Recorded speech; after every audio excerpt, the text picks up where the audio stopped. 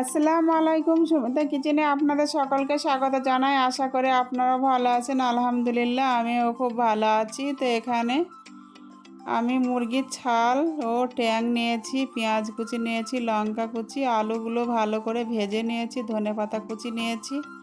এখানে কড়াই বসিয়ে দিয়েছি। কড়াতে আলুগুলো প্রথমে আমি ভেজে তুলে নিয়েছিলাম। তো আলুগুলো ভেজে নেওয়ার সময় আপনাদের দেখাতে পারিনি। তো আমি সরিষার তেল দিয়ে দিয়েছি, পেঁয়াজ কুচি, লঙ্কা কুচি। তো এই ভিডিওটা আমি বানাতে চাইনি, তো আমার এক বোন, ছোট বোন, তো সে বোন বলল, বোন ভিডিও বানাও, আমি ভালো করে ক্যামেরাটা ধরি। তো এই রান্নাটা ওদের ওখানে করেছিলাম। তো পেঁয়াজগুলো ভেজে নেওয়ার পরে লঙ্কা কুচি, আদা রসুন বাটা, লবণ, হলুদ, লঙ্কার গুঁড়ো দিয়েছি। দিয়ে ভালো করে কষিয়ে নিতে হবে। এখানে জিরে ধনে গুঁড়ো দিয়ে দিয়েছি, দিয়ে ভালো করে কষিয়ে নিচ্ছি।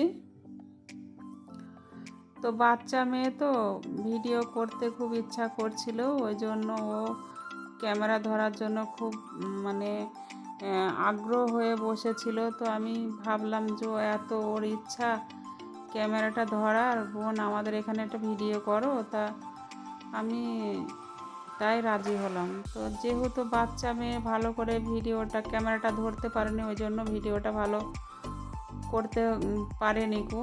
তো আমি এটা দেখিনি। তো আমি রান্না করছিলাম বসে বসে। তো ভালো করে মশলা কষানোর পরে আমি এখানে মুরগির যে ছালটা ছাড়িয়ে রেখেছিলাম পরিষ্কার করে ওটা দিয়ে দিয়েছি। তো সবশেষে আলুগুলো দিয়ে ভালো করে কষিয়ে নেব। তো এভাবে কিছুক্ষণ কষিয়ে নিচ্ছি, কিন্তু খুব আনন্দ হচ্ছে ওর, যে আমি ক্যামেরা ধরে আছি এরকম ভাবছে ও, আর হাসছে। তো যেহেতু বাচ্চা ছিল, আর একটা আমার ভাইয়ের একটা বাচ্চা ছিল, তো খুব কান্নাকাটি করছিল, তো সেজন্য ভয়েসগুলো কেটে দিয়েছি, দিয়ে আমি আবার ভালো করে ভয়েস বসিয়েছি। তো সবশেষে ভালো করে কষিয়ে নিয়ে জল দিয়ে দিয়েছি। যেহেতু আলু আছে, তো আলুগুলো সিদ্ধ করতে হবে, তো সেই জন্য আমি সেরকম পরিমাণ মতন জল দিয়ে দিয়েছি। তো এবার আমি রান্নাটা করে নেব। তো এই দেখো আমার ভাইয়ের ছেলে সোহেল খুব কান্না করছে, ওর মাকে তো রান্নাঘরে থাকতেই দিচ্ছে না। তো দেখুন আমার রান্না প্রায় হয়ে এসেছে। এখানে সানরাইজ মিট মশলা দিয়ে দিয়েছি।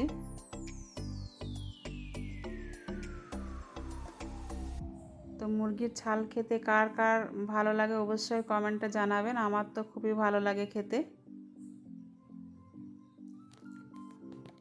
রান্নাটা আমি আরও একদিন দেব ভালো করে, যাতে আপনারা দেখতে পান।